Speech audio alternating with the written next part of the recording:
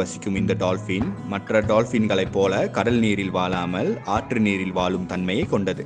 கங்கை நதியில் மட்டுமில்லாமல் இது இந்தியா, நேபாள் மற்றும் பங்களாதேஷில் உள்ள ஆற்றிலும் வாழ்கிறது. உள்ளூர் மக்கள் இதனை சூசு என்று அழைப்பர். முகலாய மன்னர்களின் ஆட்சி காலத்தில் இந்த டால்பின் பனிசுவார் என்று அழைக்கப்பட்டது. ஆண் டால்பினை விட பெண் டால்பின் அளவில் பெரியதாக இருக்கும்.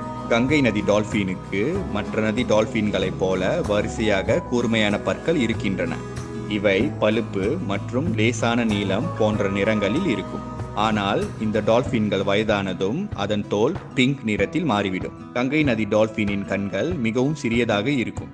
பொதுவாக இவை 7 முதல் 8 ஃபீட் வரை வளரக்கூடியது. இதுவரை பிடிக்கப்பட்டதில் மிகவும் வயதான கங்கை நதி டால்பின் 28 வயதை அடைந்த ஆண் டால்பின் ஆகும். இருப்பினும் இவை 30 வருடங்கள் வரை வாழக்கூடும் என நம்பப்படுகிறது. கங்கை நதி டால்பின் ஜோடியாகவும் தனித்தும் வாழும். கடல் டால்பின்கள்